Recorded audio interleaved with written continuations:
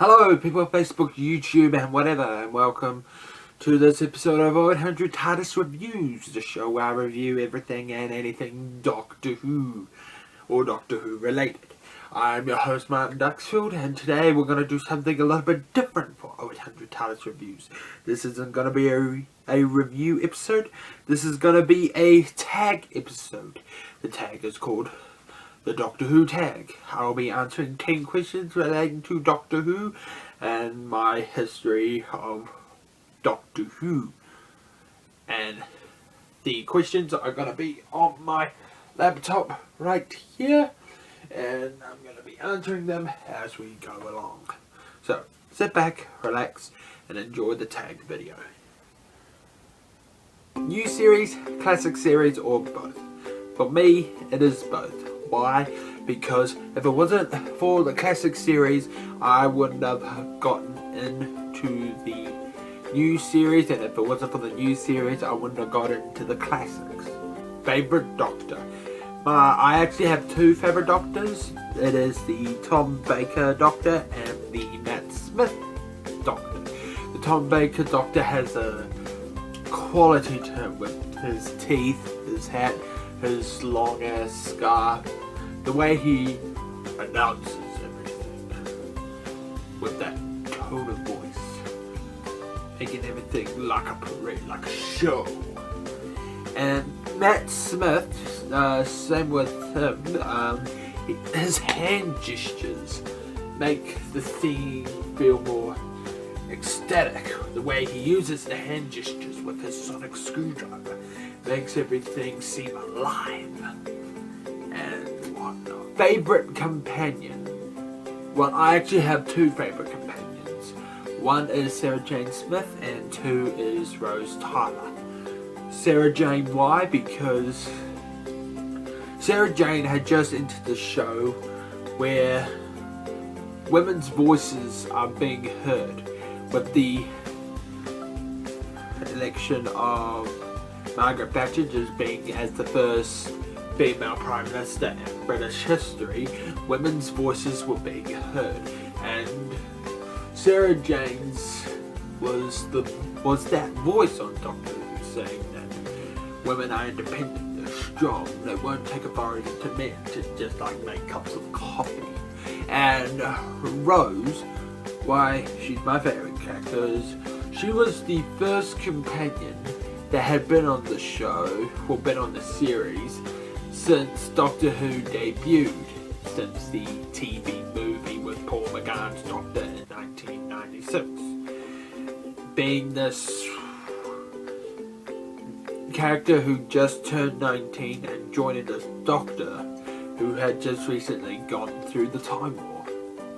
Just recently regenerated, going through all the aftermath, all the effects, or everything that happened. She was the one that brought him down to normal levels, because the Ninth Doctor was born into a world of war and battle and recovering, and he still had war on his mind, and Rose brought him down to what he is now. Favorite non-travelling companion? My favorite non-travelling companion, well, that's an easy one. My favorite one is Brigadier Sir Alistair Gordon Lethbridge Stewart. The Brigadier has been one of my favorite non-travelling companions for a while now, because with him, he has been with the Doctor always. He has been there right from his first incarnation all the way to his 7th.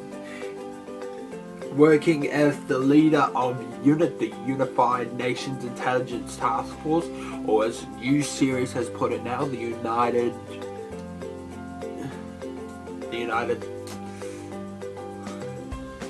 Intelligence Task Force. Brigadier has been there from the start, and he will be a part of Doctor Who history forever. That's why I like him. Which villain would I not want to run into? That's the Sycorax. The Sycorax is one of the villains I would not like to run into, because they are a vicious, warlike race, I should not say warlike, I should say warrior-like. They were the first enemies of the 10th Doctor right after his regeneration from parting of ways, using blood control to have a form of hypnosis through a positive blood to control people to nearly fall to their deaths, and joining them in arm-to-arm combat with a big-ass sword that looks like a claymore sword. Yeah, I wouldn't really like to run into them. When did I start watching Doctor Who? I started watching Doctor Who in the summer of 2007. This wasn't the third series. This was a classic episode. How do I get into it?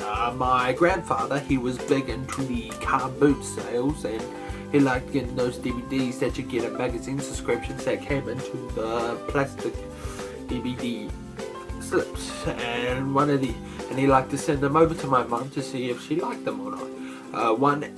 One of the DVDs was Earthshock Part 1 from the Peter Davison Doctor era, and I just got stuck into it then, and then I started watching the new series, like Series 1 with the 9th Doctor, and Series 2 and 3 with the 10th Doctor, with Rose Tyler and Martha Jones.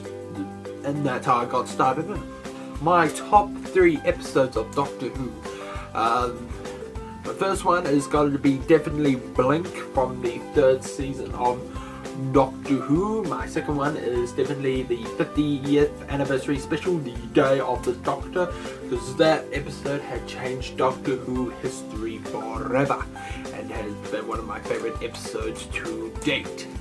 Okay, and my last top episode would have to be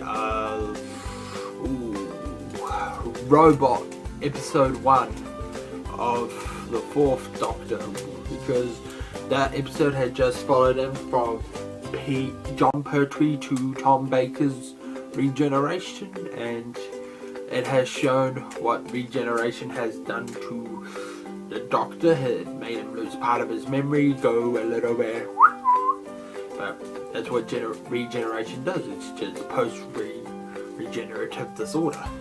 What is your favorite Doctor Who quote? I myself have actually had 3 that have inspired me all my life.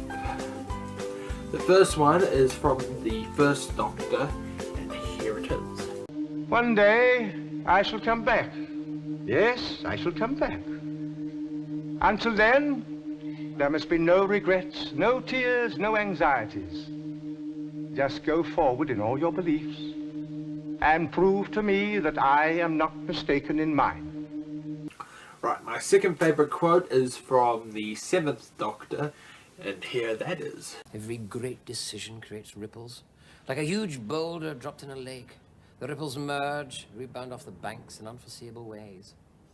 The heavier the decision, the larger the waves, the more uncertain the consequences. And my third and final quote is from the 50th anniversary Day of the Doctor, from the War Doctor. Great men are forged in fire. It is the privilege of lesser men to light the flame. And those are my 3 favourite quotes. Suddenly the Doctor shows up at your door. Would you go with him? Hell to the effing yes, I would go with the Doctor. What are you looking forward to the most in the future of Doctor Who? What am I looking forward to in the future of Doctor Who? What Peter Capaldi's Doctor would bring to the history of Doctor Who? What would this Doctor be into the series? Would he be crotchety? Would he be angry? Would he be kind? Would he be sweet? Would he be a rebel? Would he be an outlaw? Would he be the savior? Would he be the warrior? I don't know. We would have to see. We would have to know what is going on. And that, my dear friends, is the Doctor Who video tag. I hope you've enjoyed it. And don't forget, if you want to see more 0800 TARDIS reviews episodes, just subscribe to this channel, like this video, rate it, comment it, share it with your friends, and subscribe to this channel. I hope you've enjoyed this installment of 0800 TARDIS reviews.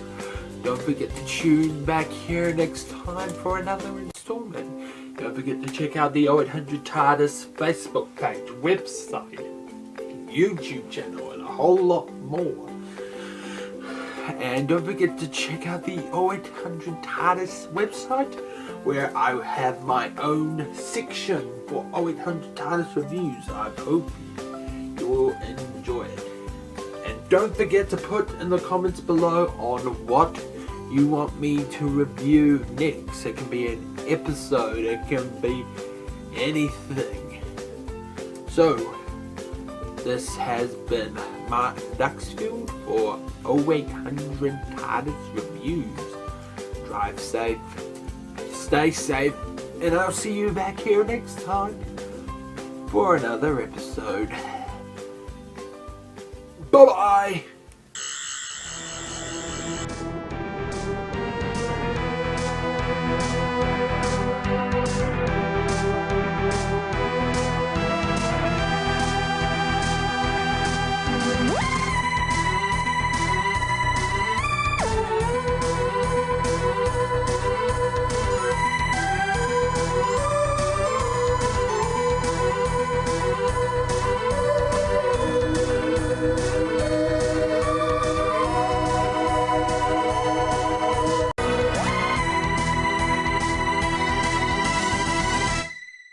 Hey guys, originally this video was supposed to be a Q&A, but I didn't really get asked any questions.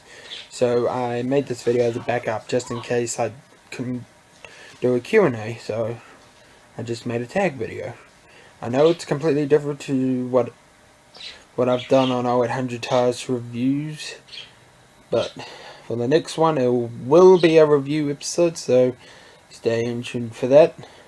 Like I say every time on every episode, don't forget to put in the comments below on what you want me to review next. So,